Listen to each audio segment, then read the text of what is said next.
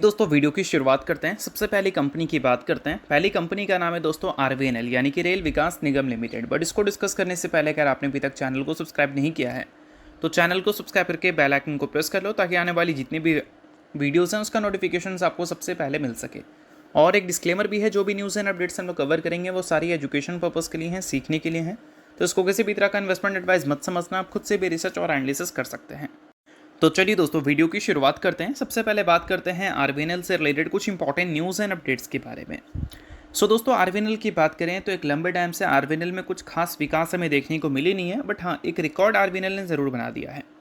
जब से इसका लिस्टिंग हुआ है ना, तब से लेकर अब तक जितना भी साल रहा है 2025 कंपनी के लिए सबसे ज़्यादा वर्स्ट रहा है। 2026, क्योंकि इस साल कंपनी में गिरावट अब तक 38% तक की देखने को मिल गई है। अब इतना ज़्यादा गिरे क्यों है भाई? तो इतना ज़्यादा गिरने का काफ़ी सारा रीज़न है। इसमें एक रीज़न है वैल्यूएशन।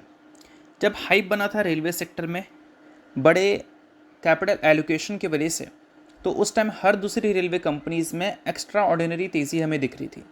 बट कुछ ही रेलवे कंपनीज़ हैं जो कि उसके हिसाब का नंबर्स रिपोर्ट कर पा रही थी, लाइक अपने अर्निंग्स को उस हिसाब से ग्रो कर पा रही थी।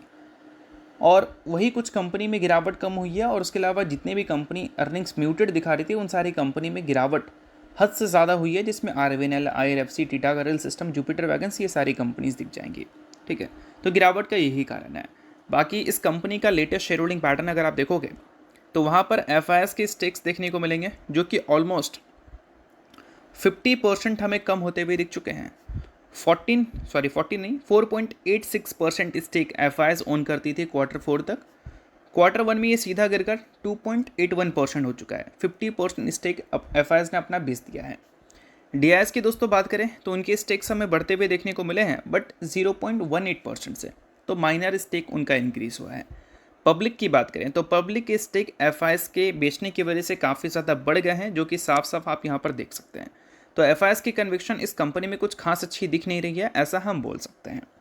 तो चलिए इसके अलावा अगली कंपनी की बात कर लेते हैं, जिसका नाम है दोस्तों टाटा पावर लिमिटेड। अब दोस्तों वीडियो में आगे बढ़ने से पहले बात कर लेते हैं सेबी रजिस्टर्ड टेलीग्राम चैनल के बारे में, जिसको आप ज्वाइन कर लो। लिंक इसका डिस्क्रिप्शन में दिख जाएगा। ज्वाइन करने का सबसे बड़ा बेनिफिट ये है कि जिस हिसाब से मार्केट में अप्स एंड डाउन दिख रहा है, ऐसे टाइम पे हर दूसरी कंपनी के एनालिसिस बहुत ज़्यादा इंपॉर्टेंट है। तो यहाँ पर आपको सभी कंपनी के टेक्निकल्स को एनालिसिस कर अपडेट होता हुआ देखने को मिल जाता है, जो कि हर किसी के लिए काफ़ी ज़्यादा यूज़फुल है। और इसके लिए आप चैनल को ज्वाइन कर फ्री में आप चेकआउट भी कर सकते हैं इन कंपनी के प्रॉपर टेक्निकल्स, जिससे आपको आइडिया लगेगा कि अभी इन कंपनी में क्या चल रहा है। तो without wasting any time, link description में है, लिंक की तरफ जाकर चैनल को फ्री में ज्वाइन कर लो। दोस्तों टाटा पावर की बात करें तो इस कंपनी से रिलेटेड कुछ बड़ी खबर हमें सुनने को मिल रही है। खबर ये है कि टाटा पावर के ऑर्डर बुक में एक न्यू ऑर्डर ऐड हो चुका है। 351.3 करोड़ का ऑर्डर कंपनी को मिला है SECI की तरफ से। अब इस चीज़ को थोड़ा सा डिटेल में आप समझ लो। देखो यहाँ पर मेंशन किया गया है, solar energy corporation of India की तरफ से इस कंपनी को मिला है एक ऑर्डर पंप स्टोरेज सर्विसेज के लिए, जिसके कंप्लीट डिटेल्स आप यहाँ पर नोट कर सकते हैं। तो बेशक ये एक इम्पॉर्टेंट और अच्छी खबर बन जाती है टाटा पावर के इन्वेस्टर्स के लिए।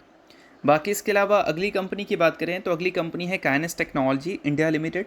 काइनेस टेक्नोलॉजी से रिलेटेड हाल ही में एक खबर हमें देखने को मिली थी, जिस खबर की वजह से कई सारी कंपनीज के शेयर में अच्छी तेज़ी दिखी थी। सेमीकंडक्टर और मोबाइल मैन्युफैक्चरिंग को बूस्ट करने के लिए गवर्नमेंट ने 1.9 लाख करोड़ का कैपिटल एलोकेट किया था, और PLI 2.0 स्कीम भी इंट्रोड्यूस की थी, और सेमीकंडक्टर 2.0 स्कीम भी इंट्रोड्यूस हुआ था। इस वजह से काइनेस टेक्नोलॉजीज, डिक्सन जैसी कंपनीज़ में आपको अच्छी तेज़ी देखने को मिली थी। बट इसमें सेमीकंडक्टर की जब हम बात करते हैं तो सेमीकंडक्टर के लिए गवर्नमेंट ने 1.27 लाख करोड़ एलोकेट किया था, $14.6 बिलियन। अब इसमें जो कंपनीज डील करती हैं लाइक काइनेस टेक्नोलॉजीज, तो उन सारी कंपनीज़ को आने वाले कल में एक अच्छे अर्निंग सपोर्ट मिल सकते हैं गवर्नमेंट से, जो कि काफ़ी सही बात है। बाकी इसके अलावा काइनेस टेक्नोलॉजी के लेटेस्ट शेयर होल्डिंग पैटर्न को अगर आप देखोगे तो यहाँ पर कुछ शॉकिंग चीज़ें देखने को मिलेंगी। लेटेस्ट शेयर होल्डिंग पैटर्न में एफआईएस के स्टेक्स और डीआईएस के स्टेक्स, दोनों के स्टेक हमें एग्रेसिवली रिड्यूस होते हुए नजर आए हैं। और थोड़ा चीज़ों को देखोगे अच्छी तरह से तो आप और भी ज़्यादा शॉक होने वाले हो, क्योंकि अगर हम 2025 के मार्च क्वार्टर की बात करें तो वहाँ पर एफआईएस का स्टेक कितना था, 11.17%। डीआईएस का कितना था, ऑलमोस्ट 17%। फिर उसके अगले क्वार्टर में डीआईएस का बढ़ा था, फिर उसके अगले क्वार्टर में डीआईएस का बढ़ा था। बट यहाँ से अगर देखोगे तो एफ के स्टेक्स हमें लगातार कम होती हुई नज़र आई है और साथ में डी की भी स्टेक्स हमें लगातार कम होती हुई नज़र आई है। तो पिछले 4-5 क्वार्टर में डी ने जितने एग्रेसिवली अपने स्टेक्स को रिड्यूस किया है और साथ में एफ का सपोर्ट उनको मिला है, उस वजह से इस कंपनी के शेयर में भी तगड़ा इम्पैक्ट हमें दिखी है। और पब्लिक की बात करें तो पब्लिक के स्टेक्स पिछले कुछ क्वार्टर्स में रैपिडली हमें बढ़ते हुए नज़र आए हैं। तो ये सारी चीज़ें कहीं ना कहीं काइनेस टेक्नोलॉजी को एक वीक दिखा रहा है, क्योंकि भाई देखो, जितना हमारे पास रिसर्च रिपोर्ट्स होती हैं ना, वो कुछ भी नहीं है। इंस्टीट्यूशन के पास कई सारी रिसर्च रिपोर्ट्स ऐसी होती हैं जिसके बारे में आप जानते तक नहीं हैं। उनका खुद का रिसर्च रिपोर्ट होता है, इनके बारे में आपको पता नहीं होता, बट कौन सा स्टॉक कब क्या कर सकता है उनको उसका क्लैरिटी ज़्यादा बेहतर होता है हमसे। तो उनके किसी भी कंपनी में प्रेजेंस होना एक अच्छी बात होती है और किसी भी कंपनी में उनका एग्ज़िट होना नेगेटिव बात होती है। बट ऐसा नहीं कि कोई भी कंपनी से वो एग्ज़िट करेंगे तो नेगेटिव बात ही हो जाएगी। अब डिपेंड करता है कि वो कितने एग्रेसिवली एग्ज़िट कर रहे हैं। और यहाँ पर देखोगे तो एफ और डी दोनों की स्टेक्स काफ़ी एग्रेसिवली हमें रिड्यूस होती हुई नज़र आई है। तो ये पॉइंट है जो कि आप सोचो, क्योंकि ये बहुत ही इंपॉर्टेंट पॉइंट है और इस चीज़ को अगर आप इग्नोर करोगे तो आपको भी प्रॉब्लम हो सकती है। तो इस वजह से मैं आपको ये बता दे रहा हूँ। बाकी अगर आपको काइनेस टेक्नोलॉजी के डिटेल एनालिसिस वीडियो चाहिए तो उसके लिए मुझे काइनेस कमेंट कर देना। नेक्स्ट वीडियो में इस कंपनी को हम डिटेल में भी एनालिसिस करने की कोशिश करेंगे। और अगर आपने अभी तक सेबी रजिस्टर्ड रिसर्च एनालिस्ट के टेलीग्राम चैनल को ज्वाइन नहीं किया है तो उसका लिंक आपको डिस्क्रिप्शन में दिख जाएगा। लिंक के थ्रू जाकर चैनल को बिल्कुल फ्री में ज्वाइन कर सकते हो, ताकि आने वाली कंपनीज़ के जो टेक्निकल्स हैं उसको प्रॉपर एनालिसिस कर वहाँ पर अपडेट कर पाएँ और उसको आप प्रॉपर चेक करके समझ पाए कि आने वाले कल में क्या एक्सपेक्ट किया जा सकता है।